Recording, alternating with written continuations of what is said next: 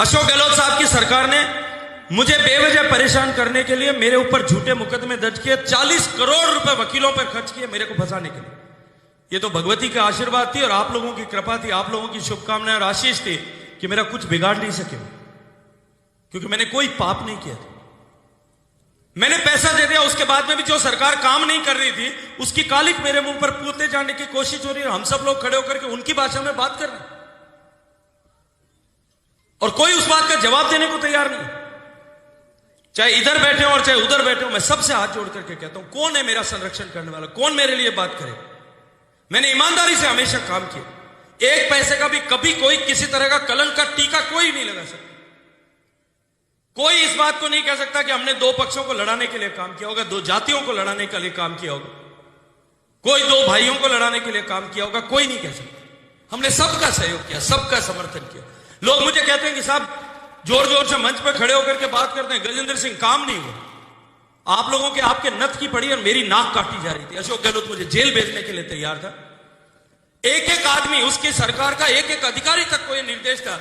मैंने एक बार कलेक्टर जैसलमेर को टेलीफोन कर दिया, एक महिला कलेक्टर थी आपके यहां पे, और कलेक्टर जैसलमेर को फोन कर दिया, किसी ने फोन किया होगा आप में से किसी ने कि साहब ये दो पटवारियों का ट्रांसफर कर दो। शाम को कलेक्टर मुझे टेलीफोन करके दूसरे टेलीफोन से मैसेज करा के मेरे ड्राइवर के फोन पे बात करके कहती है, गजेंद्र सिंह जी आइंदा आप मेरे को फोन मत करना, आपका फोन रिकॉर्ड होता है, मैंने दो ट्रांसफर कर दिया आपके नाम से, इसलिए मेरे को धमकी दे रहे कि तुम्हारे को हटा देंगे। कैसे ट्रांसफर कर दिया। उसके बाद में पूरे पश्चिमी राजस्थान में आप बताओ कौन था आप लोगों के लिए घर दरवाजा खोल करके बैठा था? कोई था आप लोगों के लिए दरवाजा खोल करके बैठा हो? सब चारे हुए लोग अपने घर में बैठ गए थे। सबने कह दिया था कि कोई सुनने वाला नहीं साहब, हमारी राज नहीं, हम नहीं सुनते। मैं भी तो कर सकता था दरवाजा बंद। भारत सरकार का मंत्री था, मुझसे पहले भारत सरकार के जो मंत्री रहे आदरणीय दाता जसवंत सिंह साहब, कितने लोग उनके घर पे जाकर के पटवारी की ट्रांसफर की बात कर सकते थे? मुझे बताओ कितने लोग उनके घर पे जाकर के आपके छोटे बड़े मुकदमे के लिए बात कर सकते थे? मैं आपसे पूछना चाहता हूं, बताओ आज आप मेरे। मैं सुनता था, छोटी बड़ी हर छोटी बड़ी बात को सुनता था भाई, कोशिश करता था यार किसी का मेरे कहने से काम हो जाए। अधिकारियों के हाथ जोड़ करके आप लोगों की मदद करने की कोशिश करता था। 80% लोगों के 70% लोगों के किसी का काम होता था, नहीं होता था तो भी प्रेम से बिठा करके उसकी बात तो सुनता था। मैंने पाप किया कोई सुन करके?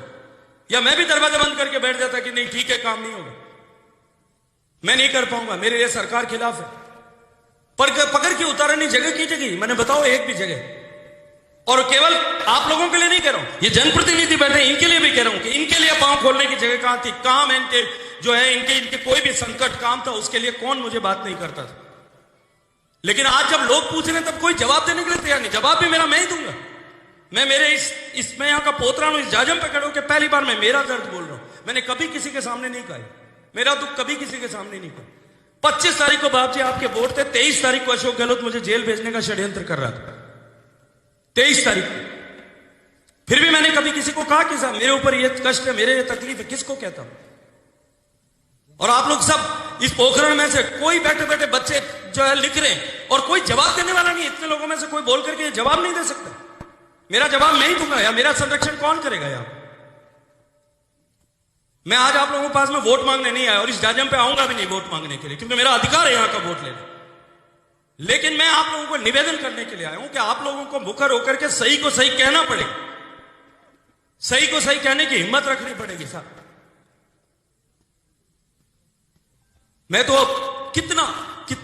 कितने संघर्ष, कितनी तकलीफ, रोज साहब जब जोधपुर आता था 500 लोगों से मिलता था। क्यों मिलता था? लोग मेरे घर पे क्यों आते थे साहब? जब किसी का काम नहीं होता कोई आएगा क्या? क्यों आते थे 500 लोग? दिल्ली में रोज 200-300 लोग आते थे, पूरे राजस्थान से लोग आते थे, पूरे मध्य प्रदेश से लोग आते थे। गुजरात में एक सांसद नहीं है राजपूत, आकर के मेरे घर पे खड़े होते थे। जिसको तकलीफ होती थी के साथ जो लोग आते थे वो उन्होंने देखा हो, रात को 2-2 बजे तक ये खड़े भैरव सिंह 2-2 बजे तक लोग आके रात को मेरे घर पे खड़े रहते थे। हरियाणा से आते थे, एक सांसद नहीं है राजपूत। जय गुजरात में एक सांसद नहीं। मैं उनकी बात को सुनता था, यार मैं तुम्हारे लिए खड़ा हूं, मेरा धर्म है कि मैं तुम्हारी बात को सुनूं। फिर भी कोई उसको लेकर के हमारे लोग सब जो है उनके सुर में सुर मिलाने लग गए। कुछ भी कोई भी बोल रहा है हम लोग सब सुन रहे हैं और मैं भी सुन रहा हूं।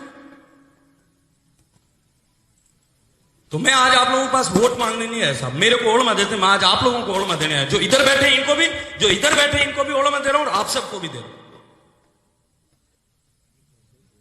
मैं तो आप लोगों को निवेदन कर रहा हूं ये चुनाव जो है, ये चुनाव साहब मोदी जी का चुनाव है, ये चुनाव देश का चुनाव है, विकसित भारत होने का चुनाव है, देश के भविष्य का चुनाव है। और मुझे पूरा भरोसा है कि आप सब लोग देश के भविष्य के लिए, बॉर्डर पर बैठे हुए लोगों, देश के भविष्य के लिए मतदान करोगे, मोदी जी के हाथ मजबूत करोगे।